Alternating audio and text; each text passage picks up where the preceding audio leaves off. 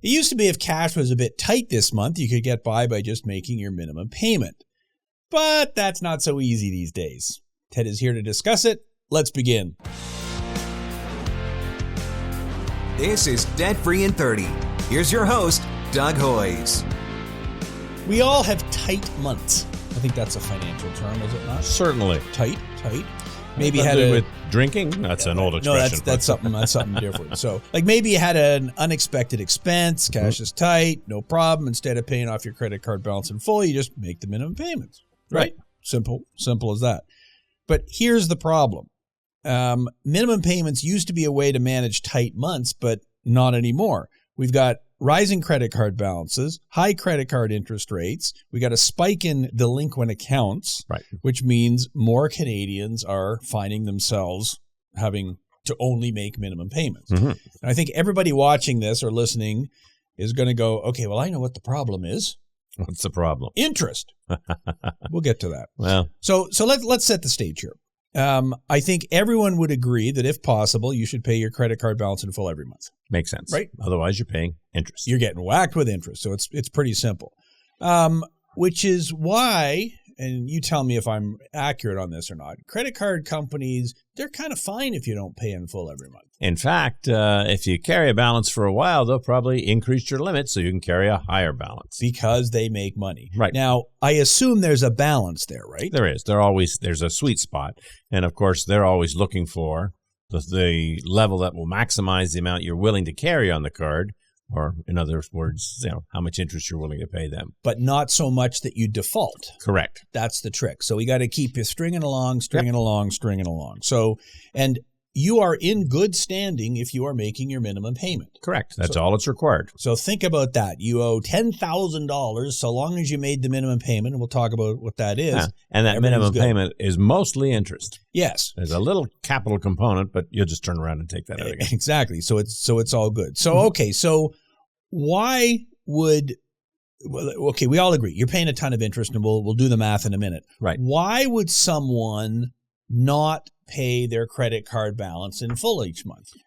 Well, so you just don't have enough money to pay everything in full. So your first priority is always going to be the mortgage or the rent. You got to have someplace to live.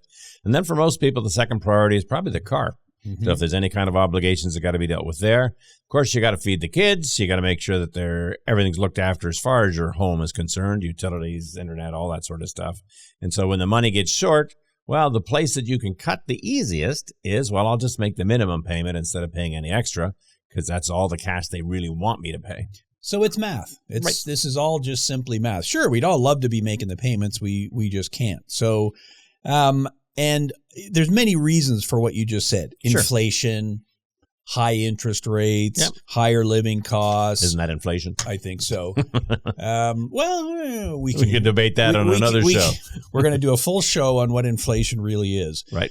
Everyone would fall asleep, but you want to look at a beach ball as we put air in it, you'll see how much bigger it gets. Right.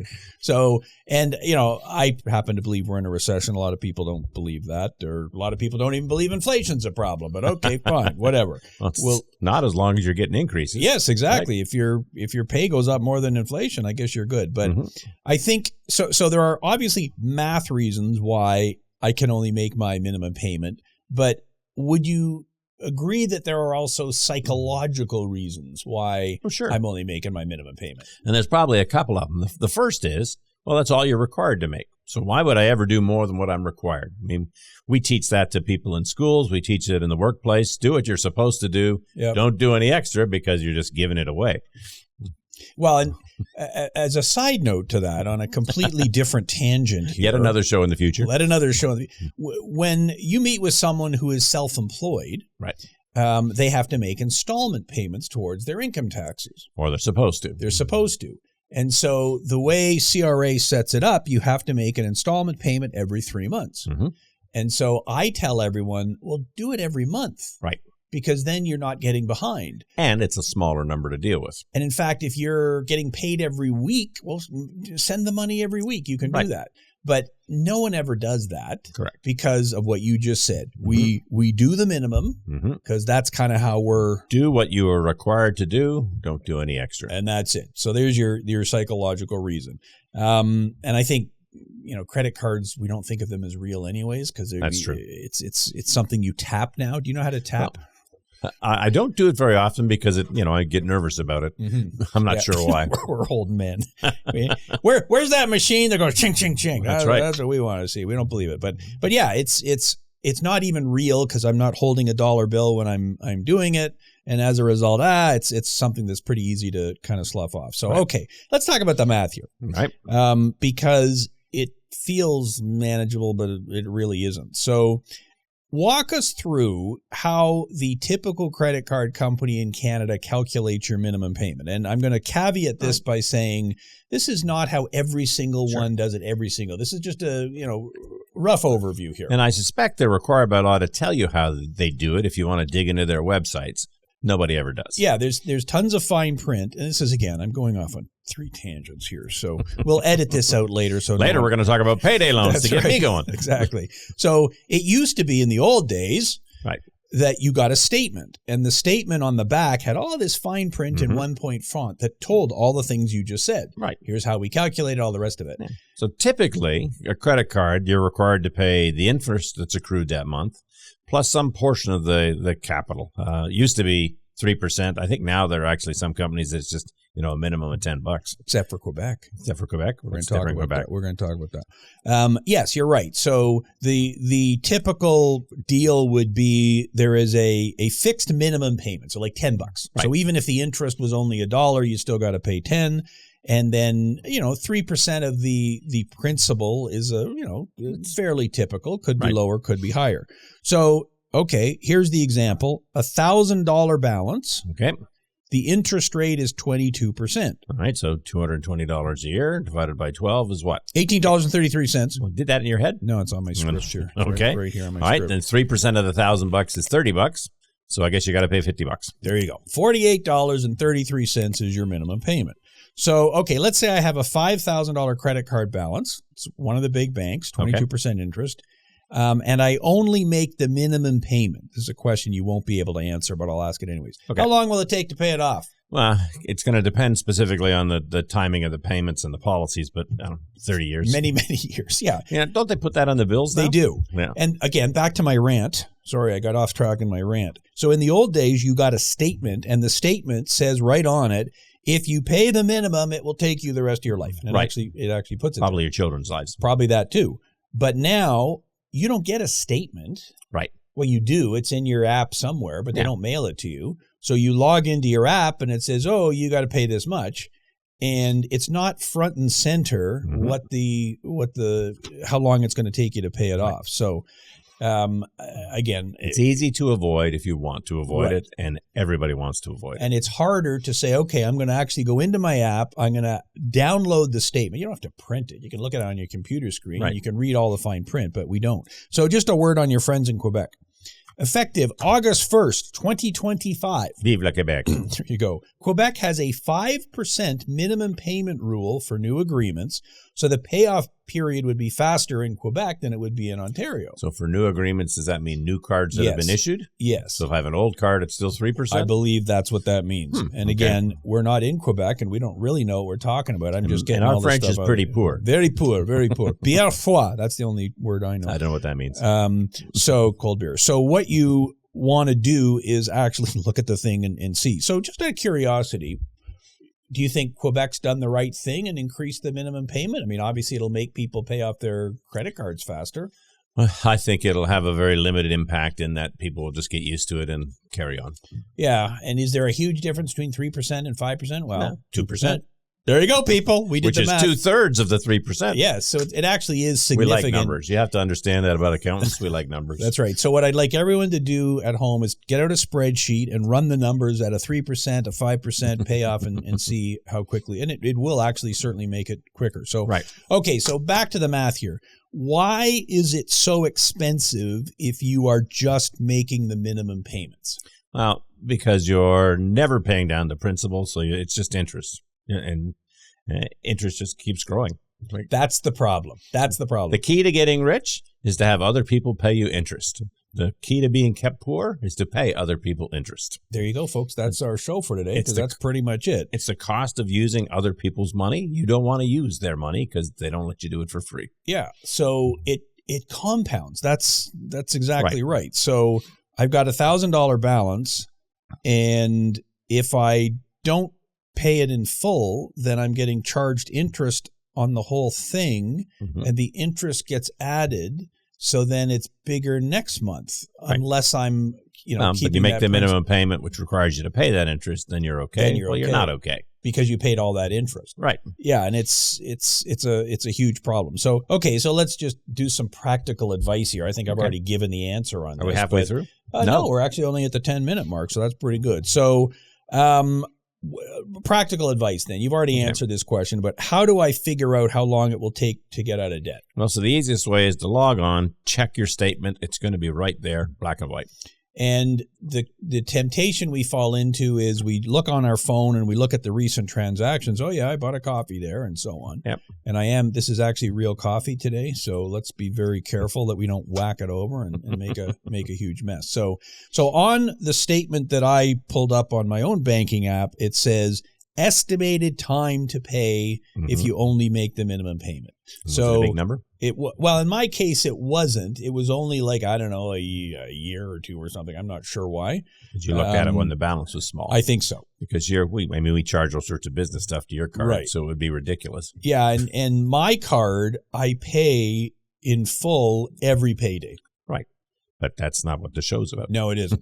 So if you're only making the minimum, and you've seen them. Because people bring them in, it's going to be 30 years, 50 years, whatever. It's crazy. So, okay, so we've already alluded to this, so I'll just make a quick comment that, surprise, surprise, credit card debt in Canada is at record high levels. I believe we predicted this. We predicted this every year. I believe you did.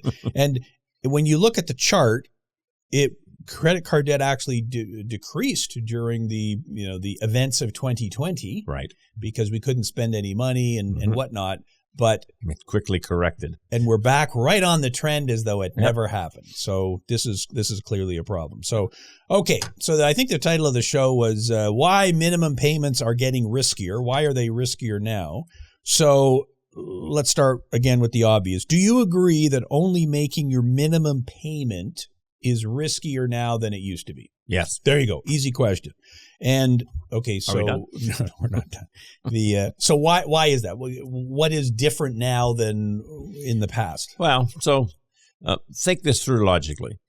You've got a certain amount of debt and you make the minimum payment. So next month you've got the same amount of debt. What happens if anything else goes wrong? You're toasted. There's just no buffer room. There's no margin for error.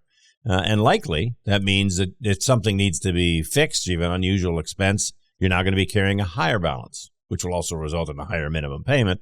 But you just run the risk of this ever-spiraling debt that gets larger and larger and larger. And we know that's true because credit card balances are at record highs. Right. Which means there's a whole lot of people who have credit card balances at record highs. Well, and remember what we said earlier. If you're a good payer, you make your minimum payments every month and you're bumping up against your limit, they will increase that limit because they know you'll spend it and pay them even more. And credit card delinquencies, I don't have the numbers in front of me because I didn't do any research for the show. And you only saw the script 14 seconds before we pushed recording. Right. But I did get a script today, folks. There you go. So it's good. We're not looking at it, but we've got one. The delinquency percentage, it's not like half credit cards go delinquent. No. It's a very small number. I don't know what it is, 1%, 2%, 3%. Well, but remember, years ago, the actuaries figured out that if you have 100 customers, you want one out of that 100 to not pay their bill every month. That means you're maximizing the profit on the other 99. And so as long as the other 99 are making their payments, it's all great. Give them more limit. See if they'll keep making those payments. Yeah. Yeah, if you're a bank, a credit card issuer, and you have zero defaults, you're not lending enough. Right. You need to make more credit available so that people will spend that extra money, so you'll make the extra interest. And if a credit card interest is 20% and everybody's paying 20%, well, if one guy doesn't pay, I got 20% off all the rest. Right.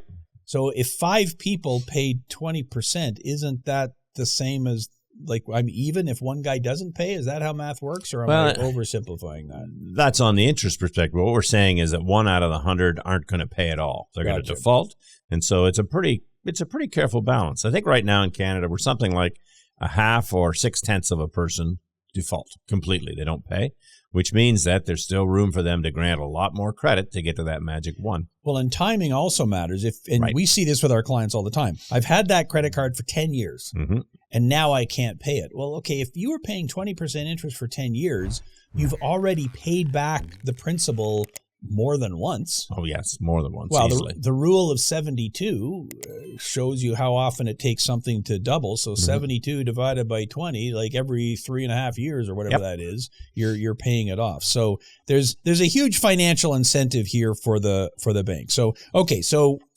it's riskier to be carrying a balance now because we're carrying more of it. Right. Interest rates are still high, and obviously the problem keeps compounding. That's what we keep talking about. So delaying the payoff leads to much higher total cost of debt. Right. But it's also riskier because of what you just said about what happens if something goes wrong. Right. Basically, you've got less flexibility. If one of the advantages of having access to credit is that when something goes wrong, if you don't have the savings, you can put it on the card and hopefully smooth it out over a couple of months. Well, if you're already maxed out on the cards and you're just paying your minimums, you don't have that flexibility. So we already know that you don't have savings because you've already maxed out your credit, and now something has gone wrong. You're going to have a crisis. And what happens if I am maxed out and I don't make a payment? I'm not just getting whacked with interest. Right. There's probably going to be some sort of penalty clause. You're going to take a hit on your credit report. And I'm willing to bet if you do it on 1, it's going to happen on 2 or 3 the following month. Like, this is just the tip of the iceberg. Well, and everything is interrelated. So I remember many, many years ago, I was just a young boy at the time. I was at a conference and I had a chat with a senior VP from one of the big banks. I bet that was exciting. It was fascinating for all of us. And what this guy told me was that his bank does a soft hit on every one of their clients every 3 months. Yeah, I can believe that. And maybe with AI, they do it every 10 minutes now. I don't know. Oh, if you're with somebody like Borrowwell, they do it every week. That's right. So literally their big computer would go and look at your account, and it was a soft hit, meaning it didn't show up in your credit report. It didn't hurt you at all. It wasn't like a hard hit, which can potentially lower your credit score. But they would look and they go, oh, that's interesting. For the last year, you've carried debt of about $5,000 at those other banks. But now it's gone up to $10,000 or $20,000. Something's gone wrong. Something's changed. Something's going on. So as a result, I'm the bank. Maybe I got to reel things in. And what I've seen over the summer here in 2025 is that I'm talking to clients who say to me, yeah, they've lowered my line of credit. They've lowered my credit card balance, my authorized limit. That's probably the ultimate warning that you're getting off the rails, that some AI someplace has figured out that you are now a risk, more risk than they're willing to assume. And so as you make your payments, they claw back your limit to reduce their risk. And it's pretty obvious if I'm capped out on my credit card that the bank isn't going to lend me more. Right. What is less obvious is I might have a credit card where I'm only at 10% of my limit, and yet they still carve it back. Right. Because they're looking at what I'm doing and all the other things. So it's it is a serious problem. So, okay, the problem is you're much less flexible. You miss one payment, all of a sudden you got penalties and everything else. Now, you made an interesting comment. You used the term warning signs. Right. So let's talk about that. So usually they're yellow with black figures on the side of the road. Sometimes they flash. Woohoo! So what are the warning signs that you're in the minimum payment trap? So is it as simple as, oh, well, I can't make my minimum payment? Well, so that's a basic one, but let's make these more obvious. You can't make the minimum payment on more than one card. So if there's only one card every month that you're making the minimum on, but you're dealing with the others, it's not as serious as if you're making minimums on all of them, right? Because that means you've overextended yourself across the board.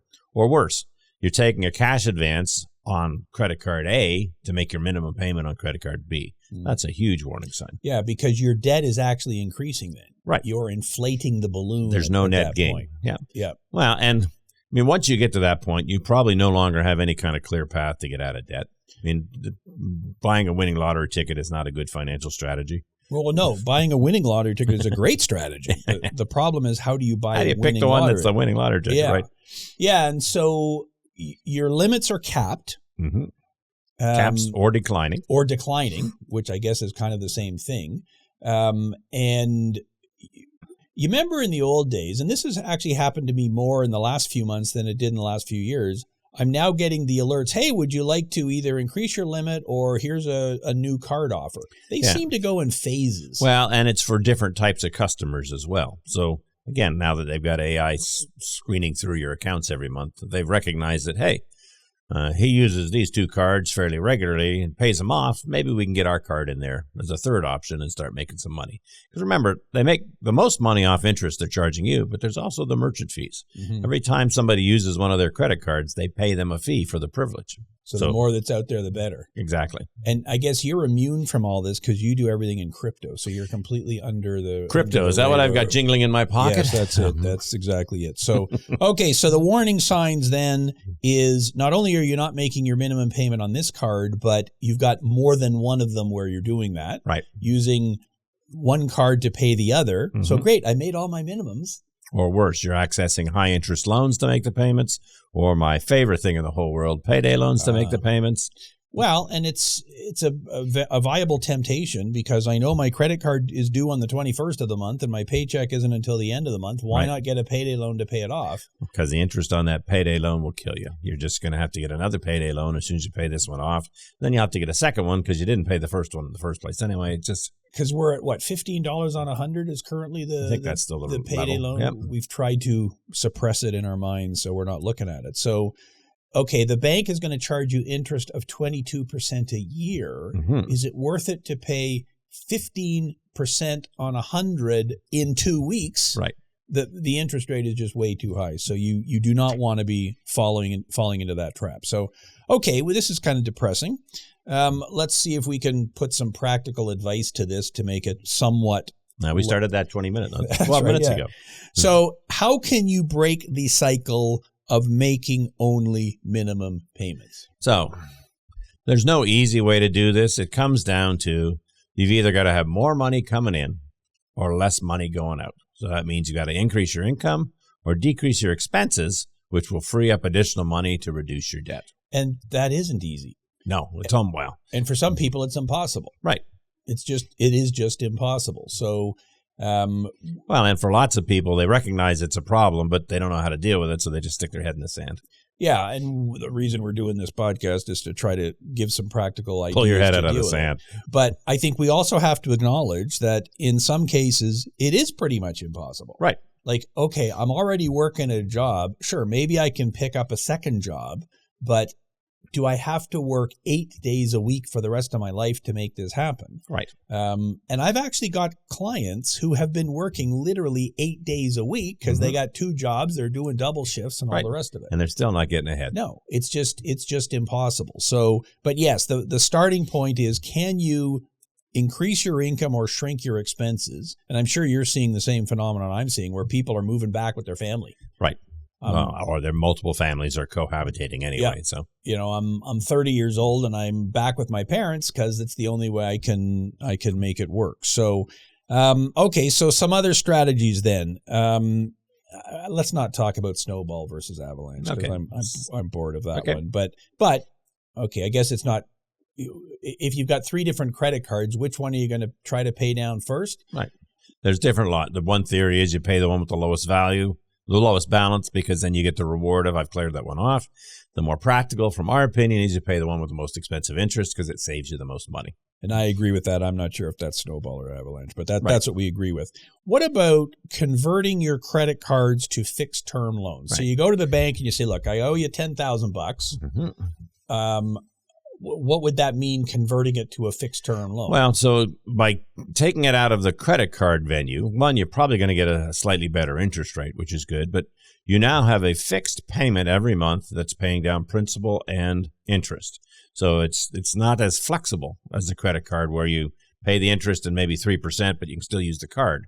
With a loan, you make the payment, the loan balance goes down. You make the payment, the loan balance goes down. You can't access the money again. There's actually an end to it. So, well, and if your credit card interest is 22% and the bank is willing to give you a loan at 12%, 10% in your pocket. You save 10%, which over the course of a year is significant. Mm-hmm. And you're right, you're actually reducing the balance. If you're paying the minimum on your credit card, then if you got a line of credit and you're only paying the minimum, you're only paying interest. Yep. That's typically how unsecured lines of credit are set up.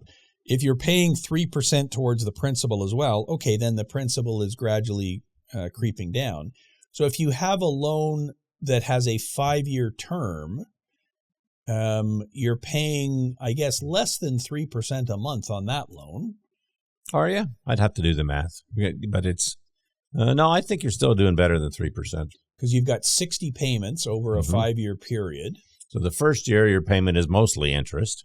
But I see what you're saying, because that's how amortization works. So, so initially, you're right. You're paying pretty much just interest. It's just like a mortgage or a car loan. And mortgages are an easier example to look at. You got a 25-year mortgage. The first couple of years, it's literally you're paying 95% of your payment every month is interest. I guess that leaves 5% for principal. There you go.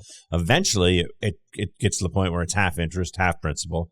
And then finally, you're paying mostly principal and the damn thing's almost done. Yeah, your last payment is almost all principal. Don't know the last time I talked to anybody that was in that situation. No, it's because everybody was just refinancing their houses when they got into debt. Well, we've done those shows. Why would you ever pay off a mortgage? Right. It's well, in America, it's tax deductible. There you go.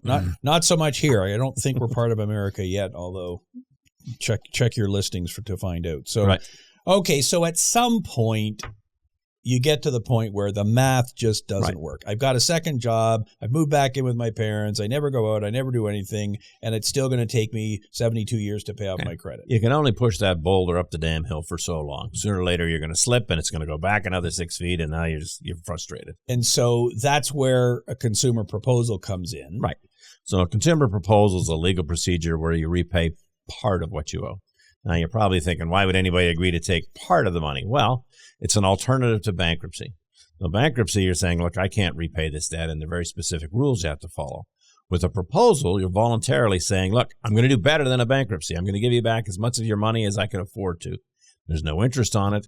It's usually a very good solution for people that are in this minimum payment trap. I can only make the minimum payments. Now, with a consumer proposal, your credit report is going to say that you filed a consumer proposal. Correct. So it is going to make it potentially more difficult in the short term to be borrowing. But we're talking to people who are already capped out. I can't borrow. I'm only making minimum payments. Yeah, I mean, just about everybody says, well, is this going to hurt my credit? And then my response to that is, well, if you applied for a new loan tomorrow, would they give it to you? Nope. No. Well, then you don't have good credit. Right. So you're not really giving up anything. And I know I meet with a couple of people a month who are in bad shape, but their credit score is over 800. Right. Because they're doing all the minimums and getting They're doing the dance, done. and it hasn't caught up with them yet. Right. But they know that, I'm hitting the wall. I can't do it. Right. So I've got to the boulder's getting heavier. The hill's getting steeper. Exactly. So any final thoughts then on what someone should do who is in this situation? I mean, I think it basically comes down to you got to have a plan. Yeah. I mean, and which is why we use the 310 plan for a phone number. But I mean, what it always comes down to is people recognize that there's a problem. You see the warning signs, but you don't do anything about it until it gets to the point where it's stressing you out something incredibly. The sooner you seek relief, the easier the solutions are and the more options that you have to consider. If you wait till somebody sued you and they're going to garnish your wages, we don't have a lot of choice but to tell you what you got to do. Come to see us when you start making these minimum payments only. We can probably give you options. Yeah. If you're having panic attacks and you can't sleep, but it's affecting everything, then you're probably better off to do something. So yeah, I agree. I mean, this is not easy. I think you got to do whatever you can to build long-term financial resilience. It's not just, okay, I can miss the minimum. I can just make the minimum payment this month and I'm good. It's the long term that's much more important. Nobody cares as much about your financial affairs as you do. Nobody is as interested in your money as you are. And therefore, you're the one who's got to take the first responsibility step and actually do it. The good news is that at the end of it, you can actually be in better shape. So if you can't increase your income and lower your expenses, you can't, convert to a fixed term loan, then a consumer proposal is probably something you should consider. Right. It'll be difficult. You'll have to make payments, but at the end of it, the debt is gone. And that's the ultimate goal here. Right. Well, and the money that you're saving in interest, you're keeping for yourself and your family. Yeah, do the math. It's pretty striking. So there you go. Minimum payments, not a great idea, but we totally get why a lot of people have no choice but to make them. We're just trying to come up with some longer-term solutions here. Makes sense. There you go. Thank you very much, Ted. For people listening and watching, click the buttons, the notification, the thing, and the other button so that the algorithm says that people should watch us. Yeah, I'm worried about intimidating people with all that technical jargon, the thing and the other thing and the hopefully button. People who've turned on YouTube know how to work YouTube or Spotify or wherever you're listening to us. Right. We will be back next week with an all-new episode of Debt Free in 30. Until next week, I'm Doug Hoyes. That was Debt Free in 30.